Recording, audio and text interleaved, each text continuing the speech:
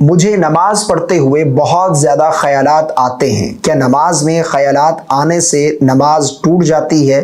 اور دوسرا یہ بتائیں کہ نماز میں خیالات سے کیسے بچیں، کوئی طریقہ یا کوئی ایسا عمل بتائیں کہ جس سے نماز میں خیالات نہ آئیں۔ بھائی نے ایک بہت اچھا سوال پوچھا ہے، اور بہت سارے لوگوں کو نماز میں خیالات آتے ہیں۔ ہر دوسرے شخص کے ساتھ یہ مسئلہ پیش آتا ہے کہ جب بھی نماز پڑھنے لگتے ہیں تو نماز میں طرح طرح کے خیالات آتے ہیں، بلکہ بعض دفعہ تو ایسی باتیں ہمارے ذہنوں میں آ جاتی ہیں جو نماز کے علاوہ ہمیں یاد ہی نہیں ہوتی۔ نماز میں خیالات آنا یہ کیسا ہے، اور ان سے بچنے کا جو نبی کریم صلی اللہ علیہ وسلم نے طریقہ بتایا ہے وہ کون سا ہے؟ اور نماز میں اگر خیالات آئیں تو کیا اس سے نماز فاسد ہو جاتی ہے، نماز ٹوٹ جاتی ہے؟ کیونکہ بہت سارے لوگ ایسے ہیں جو پریشان ہوتے ہیں اور نماز پڑھنا ہی چھوڑ دیتے ہیں، بلکہ ان خیالات سے پریشان ہو کر۔ بلکہ ایک سسٹر تھی جو آؤٹ آف کنٹری رہتی ہیں، وہ مجھے بتا رہی تھی کہ میں جب بھی نماز پڑھنے لگتی تھی تو مجھے طرح طرح کے خیالات آتے تھے، اور میں خیالات میں بھٹک جاتی تھی، اور میں یہ بھول جاتی تھی کہ پتہ نہیں میں نے سورہ فاتحہ پڑھی ہے یا نہیں، یا میں نے سورت ملائی ہے یا نہیں ملائی۔ تو میں بہت زیادہ پریشان ہوتی تھی اور میں نے نماز پڑھنا ہی چھوڑ دیا۔ یعنی وہ اس وجہ سے نماز پڑھنا ہی چھوڑ دیتے ہیں کہ ہمیں اتنے زیادہ خیالات آتے ہیں کہ ہم نماز پڑھ ہی نہیں پاتے، ہماری نماز صحیح ہوتی ہے یا نہیں یہ ہمیں معلوم ہی نہیں ہوتا۔ تو نماز میں اگر خیالات آئیں تو ایسا نہیں کرنا چاہیے کہ نماز پڑھنا ہی چھوڑ دے۔ نماز میں خیالات کیوں آتے ہیں، بلکہ خیالات آنے کی کیا وجہ ہے، میں ایک دو احادیث آپ لوگوں کے سامنے بیان کرنا چاہتا ہوں، اور اس کے علاوہ نماز میں اگر خیالات آئیں تو اس سے بچنے کا کیا طریقہ ہے، نبی کریم صلی اللہ علیہ وسلم نے اس کے بارے میں کیا ارشاد فرمایا ہے، یہ بھی آگے چل کر میں آپ لوگوں کو بتاؤں گا۔ خیالات کیوں آتے ہیں، اس کی کیا وجہ ہے؟ ایک حدیث پاک ہے، مسلم شریف کے اندر موجود ہے۔ حضرت ابو ہریرہ رضی اللہ تعالیٰ عنہ فرماتے ہیں کہ صحابہ کرام کا ایک وفد حضور صلی اللہ علیہ وسلم کی بارگاہ میں حاضر ہوا، اور انہوں نے آ کر عرض کی، یا رسول اللہ صلی اللہ علیہ وسلم، ہمارے دلوں میں ایسے خیالات وسوسے آتے ہیں کہ ہم میں سے کوئی ان کو زبان پر لانا بھی پسند نہیں کرتا۔ یعنی ان کو لانا، زبان پر ان وسوسوں کو زبان سے بیان کرنا، یہ ہمیں پسند ہی نہیں ہے۔ ہم بہت زیادہ پریشان ہیں، صحابہ پریشان ہو کر آئے کہ یا رسول اللہ میں اس طرح کے وسوسے آتے ہیں، بہت زیادہ پریشان ہیں کہ ہم جو ہے ان کو زبان پر لانا بھی پسند نہیں کرتے۔ بلکہ ایک اور روایت میں آتا ہے کہ صحابہ نے عرض کی، یا رسول اللہ صلی اللہ علیہ وسلم، کہ ہم کوئلوں پر لیٹنا ان خیالات سے زیادہ پسند کرتے ہیں، یعنی اپنی جان دینا یہ زیادہ پسند کرتے ہیں۔ اس طرح کے برے برے خیالات جو ہے وہ ہمیں آتے ہیں۔ تو نبی کریم صلی اللہ علیہ وسلم نے ارشاد فرمایا، کیا واقعی تمہیں ایسے خیالات آتے ہیں؟ یعنی آقا کریم علیہ الصلوۃ والسلام نے پوچھا کہ کیا تمہیں اس طرح کے خیالات آتے ہیں جو تمہیں بہت زیادہ ناپسند ہیں؟ اور صحابہ نے عرض کی، یا رسول اللہ صلی اللہ علیہ وسلم، جی ہاں۔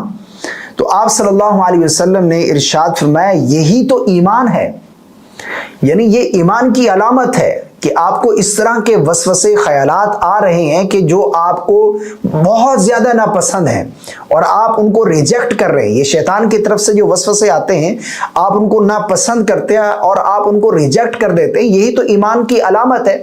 شیطان کا کام کیا ہے؟ شیطان خیالات میں بھٹکاتا ہے، وہ وسوسوں میں مبتلا کرتا ہے۔ الذی یوسوس فی صدور الناس، شیطان کا کام یہی ہے۔ تو شیطان کی طرف سے اگر وسوسے آتے ہیں، مسئلہ یہ نہیں ہے کہ وسوسے کیوں آتے ہیں، مسئلہ یہ ہے کہ ان وسوسوں میں کھو جانا، یہ اصل پرابلم ہے۔ ان سے بچنا کیسے ہے، اور یہ خیالات نماز میں کیوں آتے ہیں، اس پر بھی ایک حدیث پاک مسلم شریف کے اندر موجود ہے۔ حضرت ابو ہریرہ رضی اللہ تعالی عنہ سے روایت ہے کہ نبی کریم صلی اللہ علیہ وسلم کے پاس ایک صحابی نے عرض کی، یا رسول اللہ صلی اللہ علیہ وسلم، شیطان میری نماز اور قرات کے درمیان حائل ہو جاتا ہے، یعنی جب بھی نماز پڑھنے لگتا ہوں تو شیطان مجھے وسوسے ڈالتا ہے اور میری نماز اور قرات کے درمیان حائل ہو جاتا ہے، تو وہ مجھے آ کر الجھا دیتا ہے وہ شیطان۔ تو رسول اللہ صلی اللہ علیہ وسلم نے ارشاد فرمایا، وہ ایک شیطان ہے جسے خنزب کہا جاتا ہے، جب تم اسے محسوس کرو تو اپنے بائیں طرف ہلکا سا تھتکار دو۔ یعنی ایک شیطان ہے جو لوگوں کی نماز میں آ کر جو ہے وہ نماز اور قرات کے درمیان حائل ہو جاتا ہے اور اسے وسوسے میں مبتلا کرتا ہے اور نماز خراب کرنے کی کوشش کرتا ہے، تو اگر کسی کو اس طرح کا پرابلم ہے کہ اسے وسوسے آتے ہیں اور وہ بھول جاتا ہے نماز میں قرات ہوئی ہے یا نہیں، یا پھر نماز میں وہ بھٹک جاتا ہے خیالات میں، تو فرمایا کہ وہ چاہیے اسے کہ وہ بائیں طرف تھتکار دے، تو وہ 3 مرتبہ اعوذ باللہ من الشیطان الرجیم پڑھ لے۔ تو صحابی کہتے ہیں کہ میں نے ایسا کیا تو اللہ نے اسے مجھ سے دور کر دیا، یعنی اس شیطان کو مجھ سے دور کر دیا جو میری نماز اور قرات میں حائل ہوتا تھا۔ یعنی جب بھی کسی کے ساتھ کوئی اس طرح کا مسئلہ پیش ہو کہ اسے نماز میں خیالات آتے ہیں اور نماز میں وہ بھٹک جاتا ہے، خیالات میں بھٹک جاتا ہے، تو اسے چاہیے کہ اس کے بچنے کے اور بھی طریقے ہیں، وہ بھی آگے چل کر میں آپ لوگوں کو بتاؤں گا۔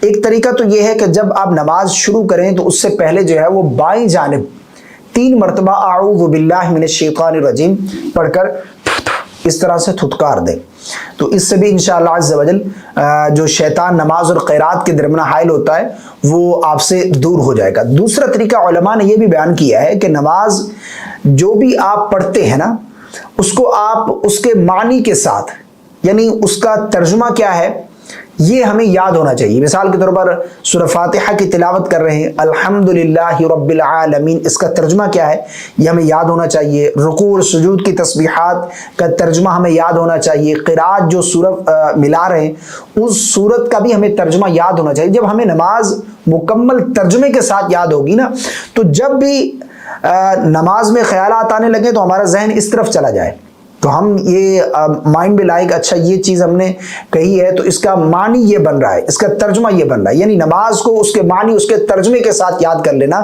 اس سے بھی انشاءاللہ عز و جل بہت زیادہ فرق پڑتا ہے۔ اگر کسی کو نماز میں خیالات آتے ہیں تو اسے چاہیے کہ وہ نماز کو، بلکہ ہر کسی کو چاہیے کہ نماز کو اس کے ترجمے کے ساتھ یاد کرے، تاکہ جب ہم نماز پڑھ رہے ہوں تو ہمارا دھیان کسی اور طرف نہ ہو، جو ہم الفاظ ادا کر رہے ہوں ہمارا دھیان اس معنی اس ترجمے کی طرف ہو کہ اچھا یہ چیز ہم نے پڑھی ہے تو اس کا مطلب یہ ہے، اس کا معنی یہ ہے۔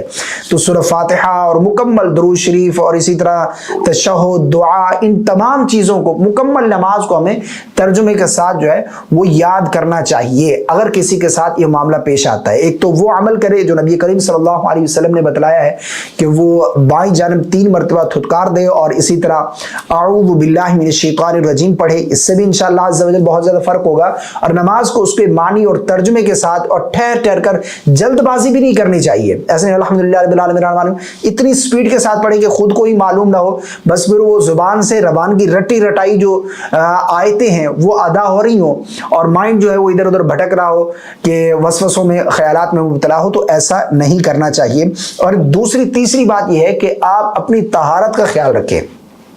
طہارت جو ہے وہ درست ہونی چاہیے۔ اگر آپ کی طہارت درست نہیں ہے تو پھر بھی آپ کو اس طرح کے غلط قسم کے وسوسے خیالات آ سکتے ہیں۔ تو طہارت یعنی نماز سے پہلے جو وضو کیا جاتا ہے اس کو ہم نے اچھے طریقے سے جو ہے وہ ادا کرنا ہے، تاکہ ہماری طہارت جو ہے وہ مکمل ہو، اور اس کے بعد پھر ہم نماز ادا کریں، اور نماز خشوع و خضوع کے ساتھ ہماری ادا ہونی چاہیے۔ تو یہ جو ہے، باقی سوال جو پوچھا جاتا ہے کہ نماز میں اگر خیالات آئیں تو اس سے جو ہے نماز فاسد ہو جاتی ہے، ایسا بالکل نہیں ہے۔ اللہ ہم سب کو عمل کی توفیق عطا فرمائے۔ ویڈیو کو لائک اور شیئر کر دیجیے گا۔ السلام علیکم ورحمۃ اللہ۔